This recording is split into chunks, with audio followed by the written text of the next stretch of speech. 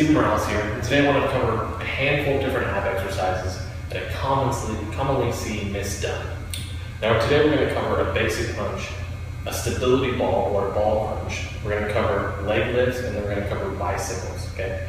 Now these are usually the main ab exercises that I might see somebody do, or I might have somebody do on their own at home, but typically they're just done wrong. Either there's too much back involvement, or they're not actually doing the upper body portion correctly, so they're really just pulling on their neck, okay? So the first one we're gonna cover is a basic crunch. Now for this, obviously, you're gonna come down to the ground. You're gonna lie flat on your back. Right here, so as far as feet are concerned, a little bit wider than shoulder width. Typically the scale is the wider the stance like this, I can actually access my lower abs. So if I put my feet together like this, I'm not gonna feel my lower abs. Typically, all I'm really feeling at this point is going to be my upper abs because I've closed off those lower abs. And if my feet are together, usually it's for a lower ab exercise, like with leg lifts, where your feet need to be together in that instance. So we're going to have a pretty wide stance right here. Feet are back just like this, hands back behind the head. Now from this position, you actually want to find neutral spine. Two different definitions for this. One is just actually I want to pull my belly button down so my back is supported and it is flat against the ground. The second one is which is basically what I use for post-rehab clients. That neutral spine is going to mean that position where they don't feel pain, because maybe they've had lumbar spine surgery or something like that to repair a disc. So they maybe preference their spine forward inflection, or they're going to preference it where it's back, okay? So for this, you want to pull your belly button in, create neutral spine so back is flat up against the ground. Hands right behind the head, elbows are out. We don't want them in, because here, my abs are already in a stretch, okay? So from this position, it's a very short movement. I'm gonna come up like this, and then back down. That is it. So here, back down. What I commonly see, somebody's trying to pull up like that, they're almost trying to do a sit-up. We don't want that, okay? So we just want that very short range of motion here, and then back down just like that. That is plenty. I'm bringing my shoulder blades up off the ground, and then I'm going back down. That's it, okay? My head is always tilted back. I'm not trying to tuck my chin, because that means I'm pulling my head into flexion. I'm pulling it forward. And all I'm really doing is pulling on my neck. And we're not gonna have our abs sore the next day. All we're really gonna have is that nice steady sore, okay? So we have that. Now this translates to the stability ball, okay, or ball crunch.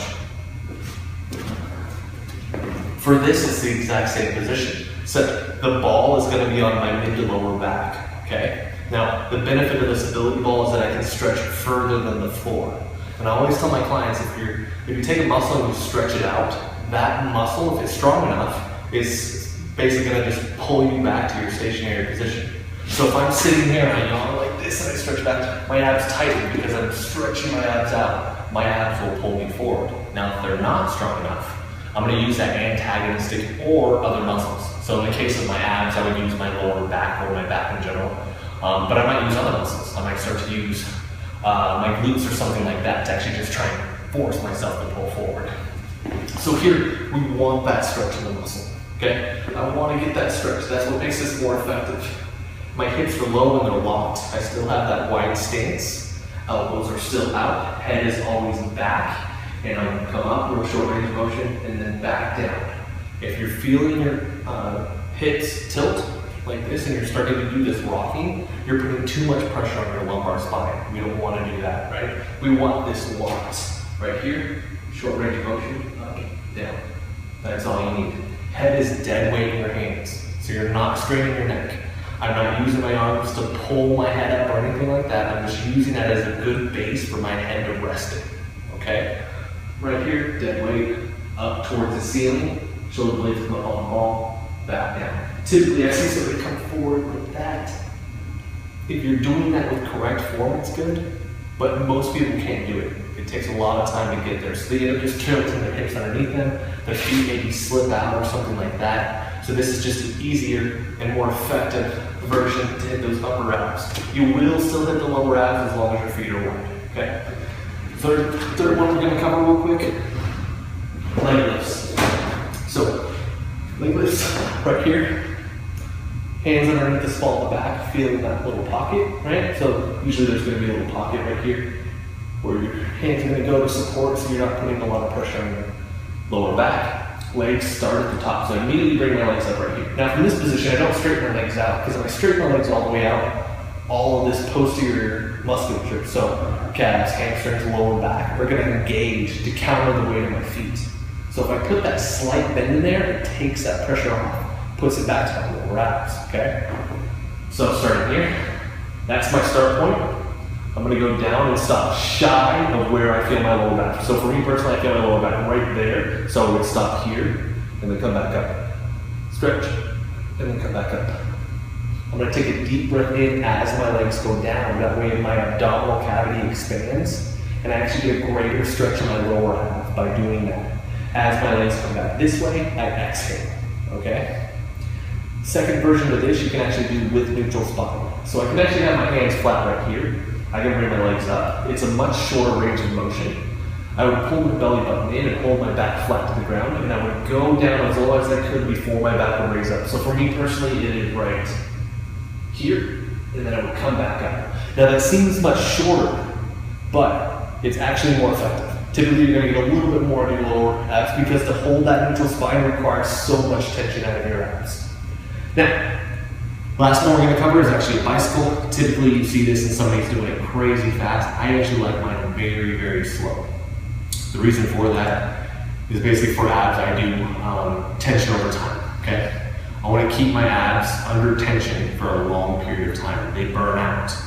So any of these exercises you've seen earlier, I try to eliminate any type of rest or pause that I might take.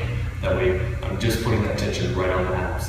So sticking within specific ranges of motion in order to achieve that.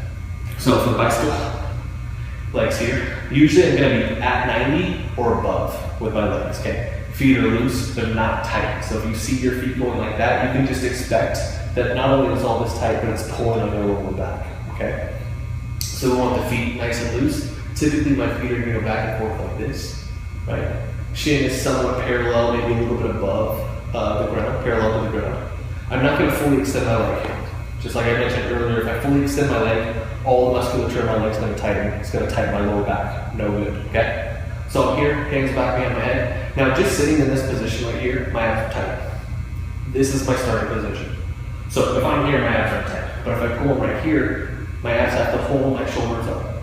Now I'm not actually sitting here straightening my neck, my head is still dead weight in my hands. But my arms are there to actually support me. Now from this position, I'm bringing opposite elbow towards opposite knee. I'm gonna come up, and I'm actually trying to almost bring my chest to my knee. So I'm gonna come up and across right there, squeeze, and then I'm gonna slowly rotate, come across to the other side right there. And I'll go back and forth at this pace, just like that. Not fully extending, nice and slow, but I'm not really trying to take pauses, because as soon as I get that good squeeze, I move on to the next side. Now if you do start to feel your legs, two things are possible. One, obviously the feet are probably most likely flexing, you're keeping your legs tight. Or they maybe you're too low, so you might try and bring them up and relax the foot.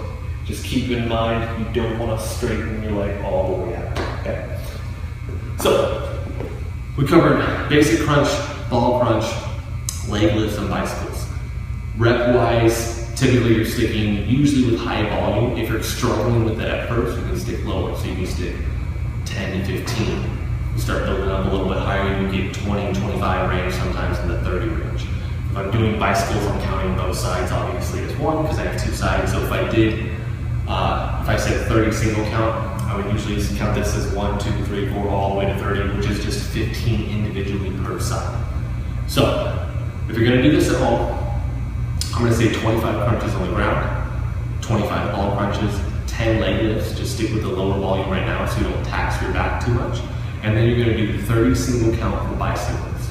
And that's gonna equate to 15 per side. So, this is Steven Morales. I'm actually gonna have some more ab exercises coming out in the next week or two that you can add upon this that I typically just see clients trying to do them in a way that's a little bit harsher on their lower back is usually the case. So I'll have those in the coming weeks. If you have any comments or anything like that, just comment below. Thanks for watching.